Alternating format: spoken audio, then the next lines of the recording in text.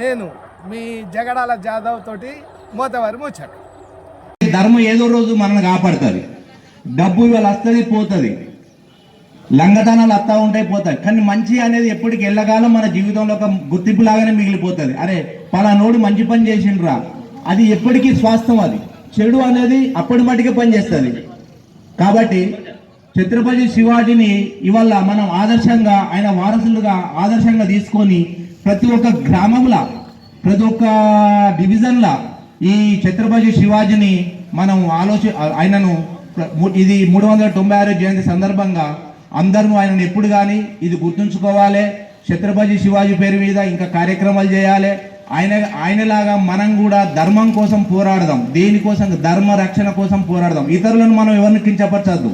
ఇతరులను కించపరిచే నైజాం మన బీజేపీ సిద్ధాంతం లేదు, ఛత్రపతి శివాజీ వారసులకు లేదు. కాబట్టి మనం ఛత్రపతి శివాజీలం కాబట్టి ధర్మం కోసం పోరాడదాం. ఇది ఛత్రపతి శివాజీ జయంతి ప్రతి ఒక్క గ్రామంలో కూడా జరుపుకోవాలని కోరుకుంటూ విగ్రహాన్ని ప్రతిష్ఠించడం జరిగింది. మన ప్రతిష్టాపన జరిగిన సందర్భం 3 సంవత్సరాలు అవుతుంది. ఈ 3 సంవత్సరాల సందర్భంగా ఆయన ఉత్సవాన్ని విజయవంతం చేసుకోవాలని ఆయన ఉత్సవంలో ప్రతి ఒక్కరూ పాల్గొన్న వారి అందరికీ ధన్యవాదాలు. ప్రతి ఒక్కరికి పేరు పేరున కృతజ్ఞతలు చెప్పుకుంటున్నాం. ఈయన వారసులుగా ఎవరికి తెలిసినా తెలియకుండా ధర్మం అంటూ అతని గురించి తెలుసుకునే ప్రయత్నం చేయాలి. చిన్నల పిల్లలకు, పెద్దలకు, మన ఇంట్లో కానీ బయట కానీ శివాజీ చేసిన కార్యక్రమం గురించి, ఆయన చరిత్ర గురించి కానీ ప్రతి ఒక్కరికి చెప్పాలి. చెప్పి పిల్లల్ని కూడా ప్రోత్సహించాలి. తల్లిదండ్రులు హిందూ ధర్మం అంటే ఏంది, ధర్మాన్ని కాపాడే ఊర్లు ఏంది, ఎక్కడెక్కడ ఉన్నారు వాళ్ళ గురించి ప్రతి ఒక్కరిని ప్రోత్సాహించి మేము వాళ్ళని ఎన్నుకుండి ముందుకు నడిపించాలని కోరుకుంటున్నాం. ప్రతి తల్లిదండ్రులను కోరుకుంటున్నాం. హిందూ ధర్మాన్ని పిల్లలకు నేర్పాలని. జై శ్రీరామ్, జై భవాని, జై భవాని, జై శ్రీరామ్, జై శ్రీరామ్, జై భవాని.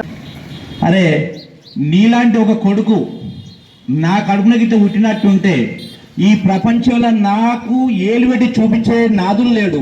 ఒక్కసారి నువ్వు నా సైడ్ ఉండి జై అన్నాను అంటే ఛత్రపతి శివాజీ ఏమన్నాడంటే నా తల ప్రాణం పోయినా నేను భారత్ మాతాకి జై అంటా అన్నాడు. కానీ నేను ఎప్పుడు కానీ నేను దేనికి తలవంచనని చెప్పానంటే ఆయన ఎన్నో చిత్రహింసలు చేసినా కానీ ఆయన తోలు ఒలిసి తాను గత ఒక 15 రోజులు తిత్తి తీసి ఆయనను ఇబ్బంది పెట్టినా కానీ భారత్ మాతాకి జై అన్నాడు తప్ప వేరే మాట మాట్లాడలే. అది చూసి